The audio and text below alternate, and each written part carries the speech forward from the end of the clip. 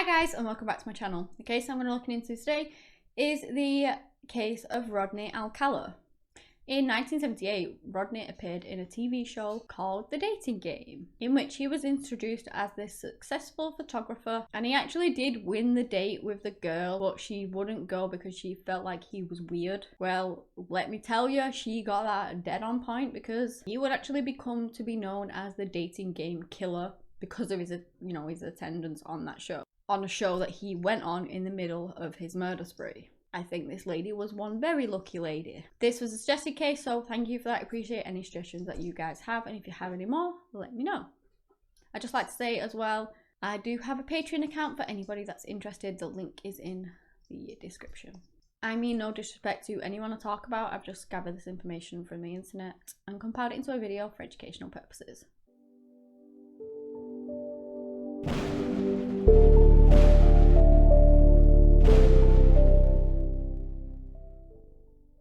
I apologise if I say this wrong, but Rodriguez Jacques Alcala Buquois was born on the 23rd of August in 1943 in San Antonio, Texas, to parents Raul Alcala Buquois and Ana Maria Gutierrez. He also had two sisters, and in 1951 Raul decided that he was going to move out all his family to Mexico, and then just 3 years later, he abandoned them all. Rodrigo was known as Rodney Alcala, which is how he will be referred to, how I'm going to refer to him in this video. So Rodney at the time was 11. That same year, Anna went and took her 3 children and they moved to Los Angeles.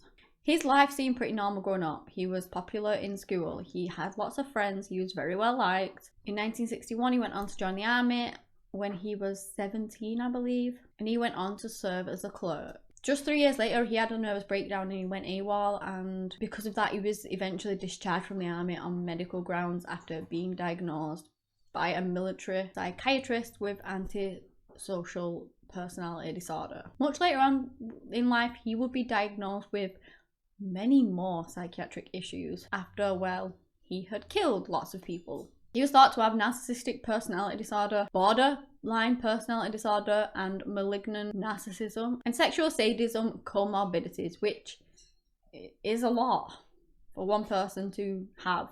But this entire case is a lot. A seemingly normal guy with a seemingly normal childhood is just nothing of the sort. After leaving the army, Rodney went on to graduate from the UCLA School of Fine Art, and he would later study film under none other than Roman Polanski, which is just a whole other kettle of fish that I am really not going to get into right now. Anyway, this was at New York University and he earned his degree in 1968. So he's there, he's getting his degree, and that is when he targets his first victim, Tali Shapiro, who was 8 years old. She was walking home from school when a man pulls in and asks her if she wants a ride home. She tells him that she doesn't speak to strangers, which, that's what you hope any child would say of your own to a stranger. And he then just continued to try and convince her that he knew her and that he knew her parents and that it was okay. And because of that, she did get in the car. Someone had actually seen him lure her into his car and they followed him, which is amazing because it would eventually save her life, probably.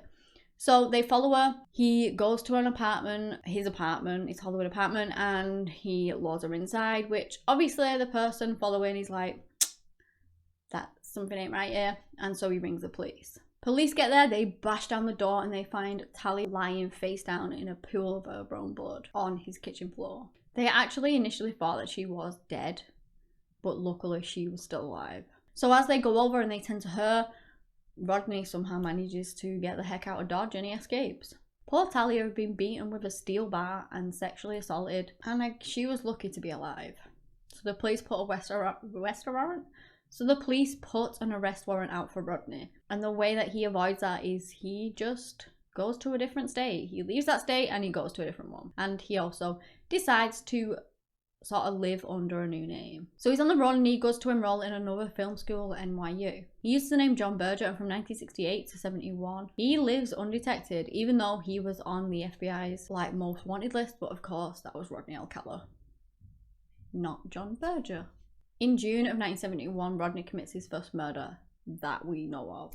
23-year-old Cornelia Michelle Crilly. She was a TWA flight attendant and was found raped and strangled in her Manhattan apartment. Rodney had offered to help her to move into it. She'd recently moved into it. He was there, he was offering his help, and he said that he would help her before he had this appointment because he was going to New Hampshire to work in this summer camp. And then, of course, he ended up murdering her. He wasn't even thought as a suspect in this case until decades later when they matched him to a bite mark on her body. Her murder would remain unsolved until 2011. After this, he just carried on his life. He went on to the summer camp where he was actually recognised by 2 girls there that recognised his wanted poster in the post office, and they rang the police. They attended the scene and they arrested him. He went back to Los Angeles in August of 1971 and he was facing charges as to what he had done to Tally. There was one major problem though. After Tally recovered, her family took her to Mexico and they weren't for coming back. So without kind of the lead witness, as lead victim who this had happened to, they decided that the best thing that they could do was give him a plea deal. He was charged with rape, kidnapping, assault and attempted murder, and he accepted his plea deal to plead guilty to child molestation, with all the other charges being dropped. He took that and he was sentenced to 1 year to life, being paroled after just under 34 months. And this was done under the Intermediate Sentencing Program. It allowed like a board to review cases instead of a judge, and they would review it on how rehabilitated they appeared, and Rodney was a charmer, like he had it down. So he was back on the streets again. Within the space of 8 weeks, he was back in jail again for violating his parole. He had been caught providing cannabis to a 13-year-old girl. She had actually told the police that he had kidnapped her, but nothing was ever brought up against him for that.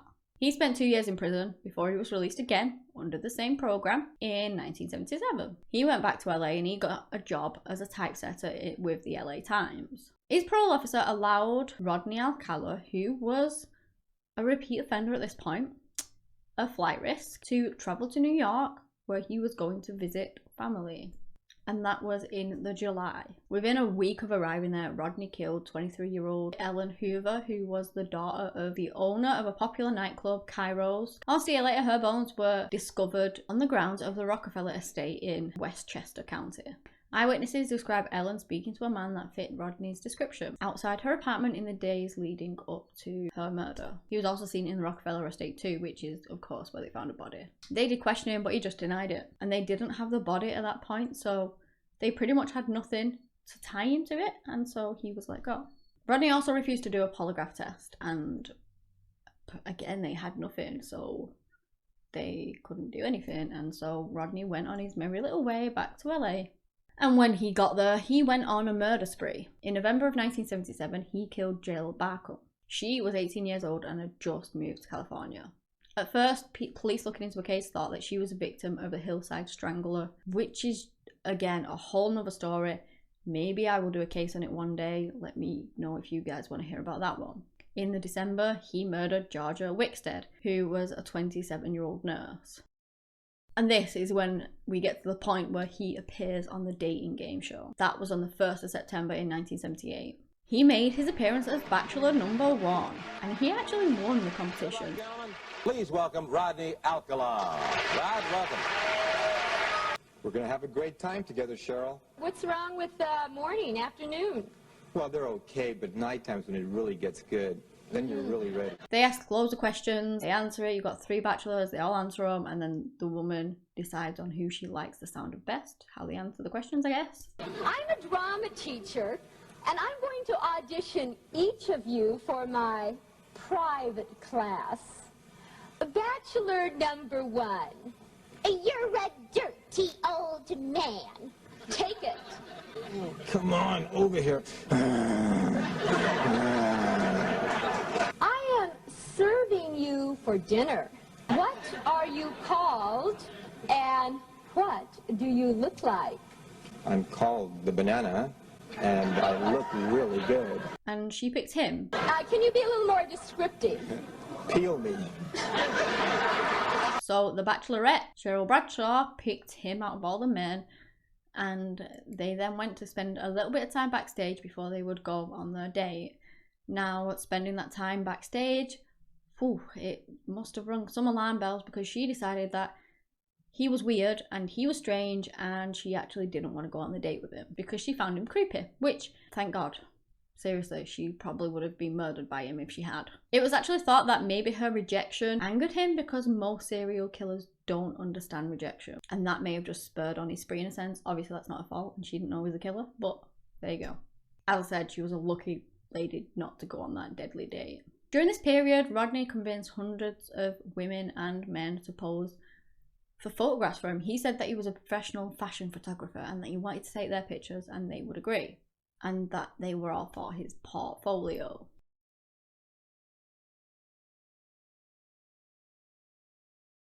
The portfolio of photos also included naked women, children, and in 1980 those photos were actually found in a locker that Rodney rented from Seattle. You may question as to why, going back to the TV thing, why would Rodney in the middle of a murder spree go on a dating show? Why did he also take all of those photos, like depicting his crimes, the women and stuff, or the children that he had done these horrible things to? That was proof of him doing it. Well, it was because he loved all forms of media, and it just gave him a thrill. It allowed him to get close to his victims, and it worked really well. He was an innocent photographer who just wanted to take their pictures, and they were flattered by it, and so they let him. Why not? What could go wrong? A lot could go wrong. Rodney also loved prolonging his victims' deaths. He would kind of strangle them almost until they died, and then he'd stop. He would let them go, and then he would just start it up again. He would leave their bodies in sexually posed positions for people to just come across such horrendous scenes. Taking the photos just allowed him to revel in their suffering and torture, you know, more and more, and he could just relive it over and over again. In June 1997 came his next victim, Charlotte Lamb, who was a 33-year-old legal secretary. Also in June, he killed Jill Parenteau and Robin Samso, who was a 12-year-old little girl. Robin really loved to dance, and she had agreed with this ballet studio kind of to do little odd jobs, so answering the phone and things like that, and to work there in exchange for dance lessons. So that is what they had agreed. And on the 20th of June in 1979, she was going down to the studio, you know, to do their agreement. But before that, she decided that she was going to go and meet her friend Bridget on the beach. The two were on the beach when a man approached them wanting to take their photo. Bridget agreed, you know, yeah, what the hell, that's fine by me. And so as he's there chatting away to him, somebody comes over and he's like, is everything okay? Because there's this there's this older man speaking to these very young two girls, and it was weird. And so he's just wondering if everything's all right. At which point the man taking the photos just is gone like a puff of smoke. He disappears. Later on that day, the studio rings up Robin's parents to say that she never came, she never turned up, and her mum calls the police. It would take 12 days before her decomposing body was found in the Los Angeles foothills. Detectives circulated around a sketch of him based off Bridget's description, because obviously she was there too, and it was a pretty good likeness of Rodney Alcala, and his parole officer recognised him from that. He saw the sketch and he was like, that's Rodney. And so he informed the police. On the 14th of July in 1979, they arrested Rodney again, this time before giving him the chance to disappear. They went on to search his house, where they found a receipt for a rental storage locker in Seattle. In there they found lots and lots and lots of photos of women and children. In another box they found kind of these sets of earrings, lots of earrings that he had kept as trophies, I guess. Robin's mother went on to claim that a set of gold earrings were hers that were in that box. On the 20th of July 1979, Rodney Alcala was arraigned for Robin Samso's murder, which he, of course, pleaded not guilty. The trial began in September, and he was found guilty of Robin's murder, and he was convicted to death by the gas chamber in 1980. The verdict, however, would be overturned by the Supreme Court of California because they said that jurors had been improperly informed of his previous sex crimes. In 1986, after a second trial, which was virtually the same as the first one, but without, you know, letting him know about the past crime, he was again convicted and sentenced to death. which was apparently said to be definitely upheld this time, but it wasn't. That wasn't until 2001 when it was overturned again by a federal appeals court that thought significant evidence had been held back during the previous 2 trials. It was a bit of a shit show, really. They did match his DNA to biological matter found on 4 of the murders. You have Jill Parenteau, Charlotte Lamb, Georgia Wickstead, and Jill Barcombe. He was already due to stand trial a 3rd time for Robin's murder, and they just kind of asked as to whether these 4 murders that he had recently been sort of had evidence to tie him into could just be added onto that, and it was agreed. So his murder trial went from 1 victim to 5. He strongly protested against that, and yeah, of course he would, because he was being charged for 1 and now it was up to 5. In 2006, the California Supreme Court ruled in the prosecution's favour, and in February of 2010, 66-year-old Rodney stood trial for the 5 murders. The 3rd trial kind of saw a strange set of events where Rodney was acting as his own attorney. So he took the stand for his defence for like 5 hours. He questioned himself. Whilst asking questions, he would address himself as Mr. Alcala in a deeper than normal voice, and then he would answer himself, I guess, in his then normal voice. It was all just very, very strange. Robin's poor mother had to sit and endure all this circus, and she said that she actually did bring a gun with her intending to shoot him, but she felt Robin's arm on her hand and that stopped her, and it was Robin telling her to not do it. And that's just heartbreaking. Rodney told the jury, rambling in this monotone voice, that he was actually applying for a job at Knott's Berry Farm as a photographer at the time that Robin Samsoe had gone missing, had been murdered. But not one witness puts him there at that time. So only he knows that he was there and nobody else saw him apparently. He then claimed that the earrings found in the locker were his. He just loves those gold stud earrings. Beautiful. He only really tried to defend himself with Robin's murder. I guess he kind of forgot that he was also on trial for 4 other women's murder. He solely focused on that one. And when he was asked about like the other 4 charges, he was just like, I don't remember killing him, kind of thing. It just gets weirder as well, because in an attempt to make the jury not give him the death sentence, he played them a song. I guess he tried to serenade them. He played them Arlo Guthrie's song called Alice's Restaurant, and it goes on about something about killing in it. I don't know what his thought process was with that. I don't know where his head was at, to be honest. You know, just what on earth was going through it at that moment. I mean, unfortunately, as good as that song was, it didn't quite work. He was convicted on all 5 murders on 1st-degree murder, and he was sentenced to death for the 3rd time in the March of 2010. In fact, it was one of the quickest deliberations in a death penalty case in Orange County history. It took this jury less than an hour to reach that verdict. In 2010, the NYPD and the Huntington Beach Police released 120 photographs, which were the photos that were found in Rodney's locker. They were released to the public in the hopes that people would recognise them. People would recognise a family member or something or anyone in them, and they would find out who these people were or possibly what had happened to them. Most of the photos, around 900 of them, can you believe it? 900 of them were sexually explicit, and they weren't released into the public. And still, many of them remain unidentified. Police do still think that some of these are probably cold case victims that have just never been solved. In the first few weeks to police releasing those photos, approximately 21 women came forward to identify themselves, and at least 6 families said that they believed that they had recognised loved ones who had disappeared years ago and had never been found. None of the photos were connected to a missing person's actual case or an unsolved case. That was until a family member recognised someone in a photo. In 2013, Kathy Thornton had come across these photos and thought that one of them looked like her sister Christine.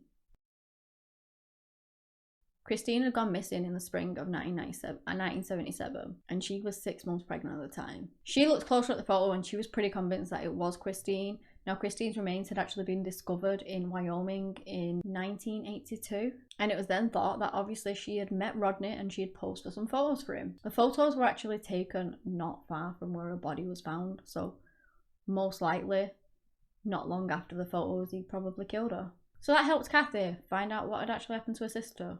you know, it solved her case that Rodney did it. So, you know, these photos really out in the public really do help. As of September 2019, 109 of these photos are still out there, still there for the public to view. They're still online and the police still want our help, you know, to further identify these people. So if you want to check that out, please do look it up. If you think that any of your family members or anything, anyone you know, a friend, just anything, if it could be someone you know, then please take a look at these photos, because you might finally find out what happened to them if they're on there. In 2013, Rodney Alcala was also sentenced for the murders of Cornelia Crilly and Ellen Hoover. Obviously, he was already in jail at the time, but it just added more convictions onto him. Rodney is now in his 70s and he is apparently in the early stages of dementia. There are many more people out there that do believe that there are so many more victims that just haven't been tied to Rodney yet. His range of victims is believed to span from 9, which is a total of women that he killed, to 130, which is just insane. He murdered at least 9 women and children, and people believe that his death toll could even be into the hundreds, which is just tragic. And so many of those cold cases out there could be him. He could have done them, and we just may never know that. Just the sheer loss of life and the potential of how vast the victims are, Rodney Alcala's victims, just completely breaks my heart. And, you know, I hope that one day maybe more of these pictures will get identified, and maybe people will find out finally find out what happened to their loved ones, because they deserve the closure of finding that out. They deserve to know who kidnapped or killed or whatever their loved ones. So yeah, I really hope that happens. So that's the end of the case. Give me a big thumbs up if you've enjoyed this video, and subscribe for similar content. Anyway guys, that's all I have today on the case of Rodney Alcala. Thank you so much for watching, and until next time, bye.